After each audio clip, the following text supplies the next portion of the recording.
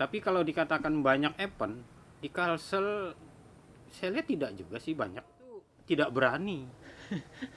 Tidak berani untuk menghadirkan karyanya keluar.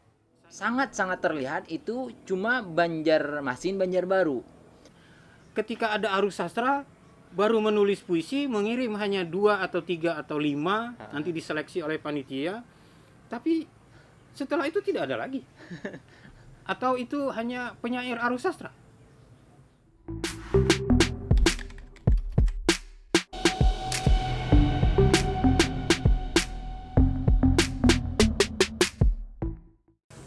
Menurut Pak Asa sendiri sebagai orang yang mendirikan Kindai mulai dari tahun berapa ini Pak? 2017 ya? 2016 awal. Sekitar Maret, April 16, itu udah mulai. 16 awal sampai sekarang semangat mendirikan Kindai itu sebenarnya apa sih Pak sebelumnya Pak? Iya. Tadi ya kita kembali ke ini ya, ke puisi ya. Kindai itu ya seperti gerakan puisi juga. Ya. Iya kan? Contoh misalnya puisi orang melakukannya secara spontan aja atau apa ya? Ya artinya dia hadir dengan keinginannya sendiri. Nah, Kindai juga yang saya lakukan ya bergerak sendiri aja. Bergerak sendiri ya. Ya artinya tidak ada yang harus menunggu orang lain melakukan itu. Tapi ini bukan yang pertama yang saya lakukan. Kindai ini sebenarnya kan bagian perjalanan lagi dari dulunya TOSI. TOSI itu adalah Taman Olah Sastra Indonesia. Itu kan di Banjarbaru juga. Ada tempatnya dan pernah melakukan aktivitas dengan berupa panggung. Tapi pada dasarnya kan ini adalah untuk memotivasi, terutama saya sendiri terus berkarya jadinya. Saya terus menulis, saya terus mengirim karya ke mana yang bisa saya kirim. Ya kan saya tidak memandang bagaimana, tapi saya lihat juga ini kira-kira pas enggak, momennya pas saya kirim. Seperti yang terakhir itu karya saya kan diterbitkan nanti dalam buku yang seperti Belanda. Jadi judulnya seperti Belanda, itu sebenarnya 15 tahun perjanjian damai di Aceh. Itu masuk saya di sana karena diundang oleh panitia untuk mengirim karya dan diseleksi juga. Ada 67 penulis. Lalu di Bintan, itu kan kegiatan yang sudah ke berapa kali dilakukan oleh mereka dan saya baru ikut ini. Karya saya juga ada di sana. Jadi semangat dari Kindai ini untuk konsisten, kemudian terus-menerus melakukan agenda-agenda kreatif. Ya. Nah, besok kita udah mulai menyebarkan kita cobalah, walaupun saya belum kontak nih sebenarnya dengan pihak-pihak yang akan kita datangi. Itu menyerahkan tidak banyak buku ya, cuma mungkin ada 2 atau 3 nanti kita kirim atau kita serahkan langsung. Jadi kita mendatangi langsung yang di seputar ini, buku kumpulan puisi Sayur Mayur. Jadi Kindai akan melakukan itu. Pertama ke kantor lurah ya, Lurah Landasan Ulin Utara, karena dekat dengan Kindai dan Kindai masuk dalam lingkungan wilayahnya. Nanti kita ke kantornya, kita serahkan buku, bincang-bincang atau bagaimana, terserah nanti suasananya di sana bagaimana. Kalau misalnya memungkinkan baca puisi kah atau apa, kalau perlu Pak Lurahnya juga ikut baca puisi tidak masalah. Sayur Mayur, jadi kumpulan puisi Sayur Mayur, teman-teman yang menulis di buku itu akan kami serahkan nanti beberapa buah ke kantor lurah. Terserah mereka mau menaruhnya di mana. Mudah-mudahan ada perpustakaan kelurahan itu. Jangan-jangan kelurahannya tidak ada perpustakaan, payah juga kelurahan. Tapi kita bincang-bincang lah nanti. Mudah-mudahan ada. Kemudian ke kecamatan. Jadi kantor camat kita datangi. Camat Liang Anggang, karena kelurahan Landasan Ulin Utara itu masuk di kecamatan Liang Anggang. Nah, kita akan datangi kantor kecamatan. Kalau perlu ketemu dengan Pak Camatnya, saya juga tidak tahu siapa Pak Camatnya. Kemudian mungkin pernah bertemu tapi tidak tahu, kita serahkan juga beberapa buku dan termasuk institusi pendidikan yang ada di misalnya Nurul Ma'at, pondok pesantren nanti sini juga. nanti ada Al-Falah itu nanti kita serahkan beberapa buku kumpulan puisi. Walaupun kita hanya menyerahkan buku saja, tapi nilainya itu kan bukan bukunya tapi nilai silaturahimnya. Kemudian Kindai menyebarkan buku-buku itu untuk memperkenalkan diri secara langsung dan bertemu, atau perlu nanti mudah-mudahan di kemudian hari ada kemitraan, ada kerjasama atau apa, ya kan gitu. Atau kita akan melanjutkan ke kuliner. Nah, kuliner kan Anda juga nanti yang merancang dan layout dan segala macam. Saya kira prosesnya itu bisa nanti kita serahkan lagi kuliner itu kalau bisa. Nah, tergantung nanti karena sifat penerbitannya dengan sayur mayur berbeda nih dengan kuliner nih. Nah, terus Pak, ini kan mulai dari saya lupa, Kindai itu yang memang konsisten menerbitkan apresiasi terhadap karya sastra khususnya puisi itu kan lumayan instan nih. Intens sampai sekarang. Ada beberapa kawan-kawan yang sudah diterbitkan dan dibiayai oleh Kindai. Nah, gimana menurut Bapak pandangan pemerintah terhadap Kindai sendiri, Pak? Kalau yang berhak menjawab itu sebenarnya pemerintah, bukan saya. Iya kan? Seharusnya pemerintah yang menjawab sendiri apakah dia andil atau tidak, ya kan? Karena tapi almarhum Haji Nazmi Adani itu pernah berbaring-baring di sini. Termasuk orang yang pernah merasakan Kindai. Datang berdua dengan Pak Darmawan Jaya, dia berdua. Waktu itu baju putih berarti hari Rabu ya. Hari Rabu. Itu datang mobil di depan sana, kemudian mereka berdua jalan kaki ke sini. Ada ajudan mungkin 2 orang tapi di luar. Kami bertiga aja ngobrol di sini. Santai, bahkan sampai berbaring-baring. Waduh, enaknya ya di sini ya. Agak adem juga katanya. Santai aja kata saya, Pak, di sini kita yang ngobrol-ngobrol. Beliau minta masukan-masukan waktu itu, masukan tentang aktivitas kebudayaan dan ini. Tapi lebih condong kepada karena waktu itu Mes L itu mau diresmikan.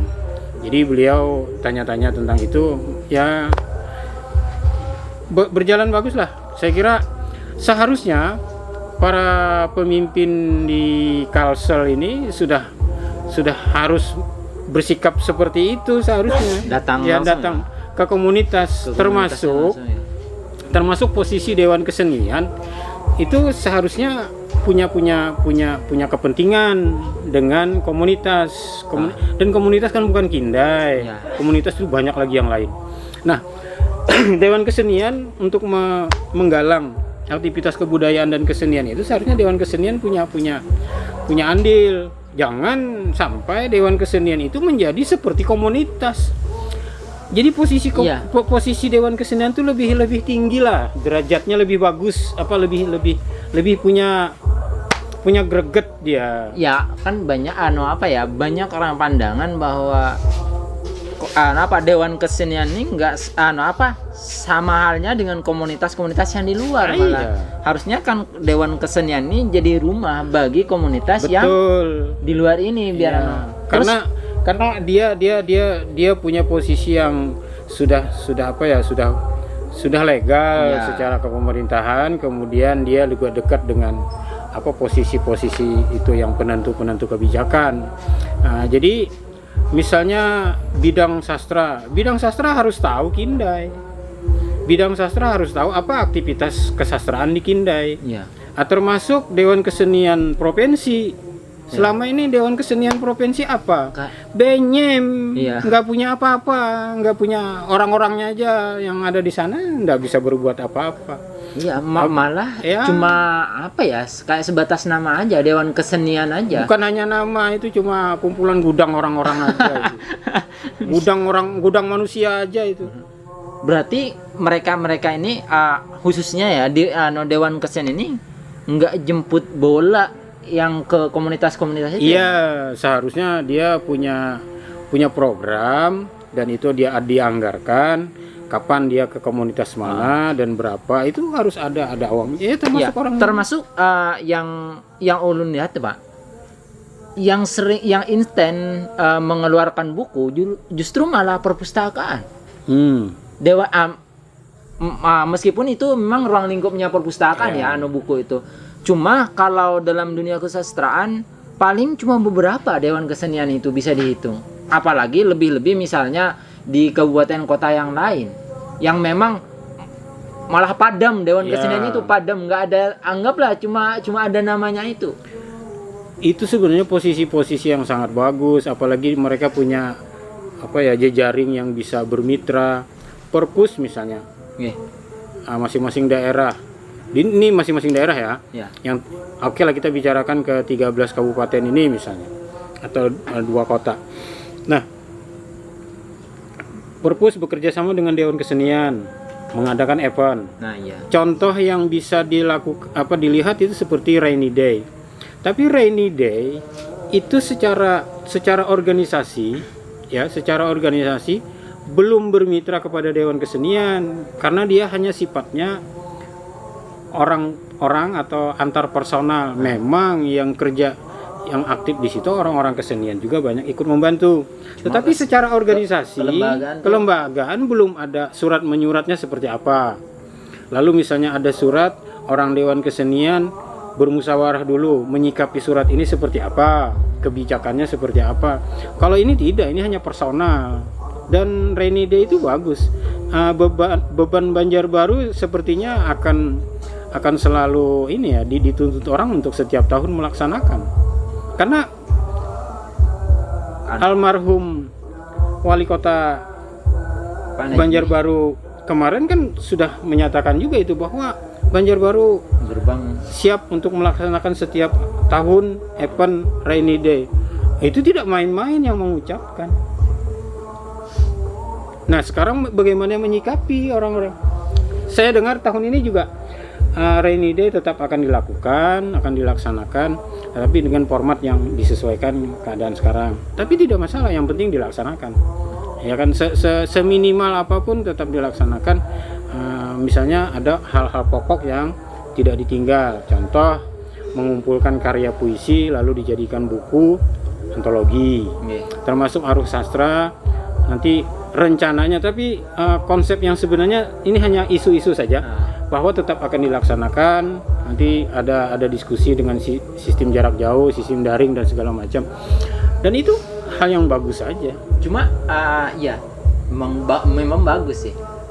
Terus saya juga dengar dari kawan-kawan di luar sana bahwa ketika misalnya Aruh Sastra itu ternyata orang-orang yang menjadi penitia di dalamnya ternyata banyak yang nggak kenal dengan dunia sastra, Pak. Nah, itu begini. Aruh Sastra itu kan diserahkan ke per kabupaten. Nanti di kabupaten itu kan ada dinas. Jadi dinas juga dia punya beban. Jadi bagaimana nanti sistem penganggaran, termasuk nanti sistem pelaporan. Mereka harus menjaga itu, jangan sampai mereka nanti terkait KPK dan segala macam kan membahayakan juga. Cuma memang harus share-nya harus dibagilah porsi-porsi itu, ya kan? Harus tetap ada orang-orang yang berkecimpung di kesenian, di kesastraan, dan dia tahu sastra, terutama untuk bagaimana lebih lancarnya ke teman-teman sastrawan sendiri yang sekalsel atau yang datang dari luar dari Kalsel. Dan tidak salah, mereka harus hati-hati juga dengan beban anggaran itu, pembiayaan itu ya. Iya, cuma jangan juga terlalu ketat. Artinya kata orang tuh notebook atau apa namanya itu, sesuai dengan terlalu kaku. Karena orang sastra ini dalam event-event seperti itu dia ada dalam tanda petik ada ruang pembebasan terhadap dirinya untuk melakukan sesuatu dalam artian yang sesuai dengan kondisi bersastra lah, ya. Misalnya gini, ada ruang diskusi, ya, tetapi ketika sudah selesai diskusi itu sampai tengah malam. Nah, tengah malam itu kadang-kadang para penulis ini kan suka ngobrol-ngobrol. Justru di ruang ngobrol yang di luar jadwal diskusi itu lebih ramai. Nah, itu harus membaca situasinya. Kemudian tidak seperti apa ya? Seperti orang yang sangat mewah atau apa, ditempatkan terlalu jauh misalnya penempatannya, kemudian komunikasinya tidak ada. Suasana aruh sastra itu sebenarnya harus diciptakan. Suasana aruhnya. Iya, suasana aruhnya itu yang harus diciptakan. Bukan hanya ini anggaran begini, sudah kita terlalu kaku lah. Kalau itu diserahkan kepada orang yang dalam tanda petik tadi tidak berkecimpung dalam kesenian, dalam sastra gitu ya. Dia harus fleksibel, dia harus menerima masukan-masukan orang-orang yang ternyata orang-orang sastra ini begini, ketika mereka berkumpul sukanya ini. Berarti itu harus diperhatikan sama mereka. Panitianya saya kira orang-orang cerdas juga itu, cuma cerdasnya yang seperti apa. Terus sebagai closing statement, harapan Pak Asa terhadap dunia kesusastraan ya, khususnya yang ada di Kalsel, lebih khususnya lagi di Banjarbaru seperti apa? Event yang sudah ada itu jangan sampai dihilangkan, termasuk event bulanan di panggung Bundar Minggu Raya. Bukan Minggu Raya, itu sebenarnya panggung Bundar Dewa Pahuluan. Asal ya. Ya, enggak, ini usulan, ya kan? Karena dia tidak punya nama juga sebenarnya. Orang-orang menamakan itu juga orang-orang yang punya usulan. Nah, kita juga punya usulan. Jadi itu adalah panggung Bundar Dewa Pahuluan. Nah, bagaimana dan siapa itu nanti dicarilah referen tentang kenapa jadi Dewa Pahuluan. Itu dicari nanti bagaimana. Jadi panggung Bundar Dewa Pahuluan yang sekarang jadi sunyi itu, ya sunyi sekali itu, ya itu harus diaktifkan. Saya kira saya setuju aja itu, dan itu sudah masuk anggaran dinas pariwisata per bulannya ada budget itu, ada uang keluar itu. Nah, tinggal melaksanakan aja dengan konsisten, kemudian tiap bulan itu bagaimana gregetnya supaya bagus, supaya tidak punya tidak ya, artinya menjadi satu titik tempat pelaksanaan. Kalau di Banjarbaru menjadi satu lagi kan, artinya di panggung Bundar Dewa Pahuluan satu, di Kindai nanti satu, kemudian di tempat yang lain ada lagi, di tempat yang lain ada lagi, dan itu lebih bagus daripada di situ-situ saja. Terus kurang. Untuk di Kalsel, Pak? Di Kalsel paling untuk kesastraan, bukan kita menafikan yang lain ya. Taman budaya ya. Taman budaya secara provinsi ya, itu sebenarnya udah bisa melaksanakan, walaupun eventnya bukan hanya sastra, nanti dia punya banyak program kesenian yang lain. Kemudian kampung buku misalnya, ya kan, ada selain jual beli buku di situ, ya, lalu ada acara-acara itu, dan itu tempat kumpul itu. Justru dengan kumpul itu ide-ide yang cemerlang itu kadang-kadang keluar dari situ, ya, yang tidak diduga sebelumnya. Orang merancang ini ketika kumpul bisa diotak-atik lagi, berubah menjadi ini, eventnya bisa terjadi seperti itu. Dan banyak hal yang bisa dilakukan dengan kumpul seperti itu. Kemudian di Banjarbaru ada Kindai, ada Minggu Raya misalnya dengan kegiatan yang per bulannya, atau ada agenda yang lain, terserah ya. Teras Puitika yang digawangi Udan. Dan Banjarbaru sangat beruntung karena di kota Banjarbaru ini kumpul lebih lengkap, ya. Ada kritikus, ada penulis novel, ada penulis puisi, ada. Cuma untuk di Banjarbaru teaternya mungkin agak masih perlu dikembangkan lagi. Lukis juga sebenarnya Banjarbaru ada kelompoknya juga, ya, ada kelompok pelukis itu, seni rupa, dan itu sangat bisa menjadi cermin paling tidak di kabupaten lain atau kota lain di Kalsel. bisa melakukan itu. Dan sastra terus terang saja kita tidak harus berharap kepada pemerintah. Tetapi ketika ada komunitas, ada perorangan ya yang melakukan kegiatan, itu seharusnya dalam pantauan pemerintah. Jadi pemerintah tidak bisa juga lepas tangan begitu saja. Tuh. Apakah dia dengan memberikan penghargaan sudah memberikan sebuah perhatian? Bukan itunya, itu bagian yang lain, tapi bagaimana ke proses awalnya. Jadi pemerintah harus masuk pada bagian proses-proses itu juga, ya. Misalnya pelatihan, lalu ada kaderisasi, ya kan. Kemudian ada event-event di luar yang bisa diajak oleh pemerintah untuk membawa daerahnya. Ini selama ini kan kalau sudah personel atau per orang itu ke daerah tertentu, lalu dikatakan anggaplah dia sukses di daerah, baru diakui, wah itu dari daerah kita. Itu omong kosong pemerintah itu, orang-orang seperti itu. Oke, sebelum menutup diskusi kali ini, saya minta Pak Asa untuk membacakan sebuah puisi atau beberapa puisi, terserah beliau mau berapa, semalaman saya tunggu. Oke, sekian dari saya. Assalamualaikum warahmatullahi wabarakatuh. Assalamualaikum warahmatullahi wabarakatuh. Saya pada kesempatan ini membacakan tulisan berupa gumam. Jadi ada tulisan saya berupa gumam, itu terdapat dalam buku Negeri Benang pada sekeping papan. Ini buku gumam pertama, ya. Dan yang saya baca di dalamnya adalah gumam kepada Dewa Pahuluan. Jalan lurus terhampar, luas melebar, jejak kaki telah sadarkan duri-duri.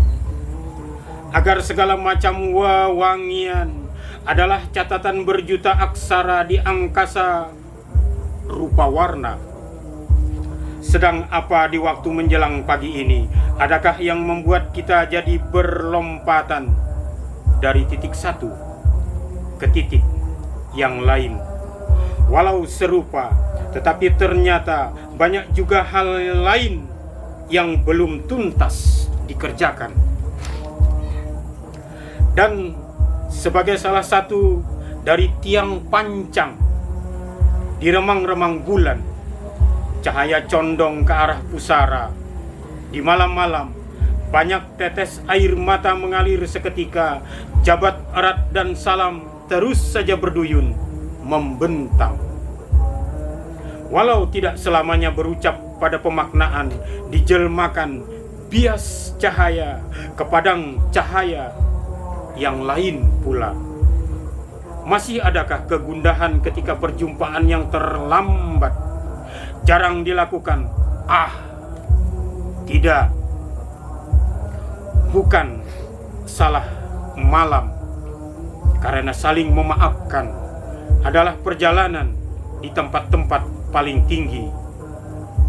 Sekiranya saja. Al-Fatihah untuk teman-teman kita yang sudah mendahului, termasuk almarhum Dewa Pahuluan. Terima kasih. Assalamualaikum warahmatullahi wabarakatuh. Salam Gumam Asa. Salam.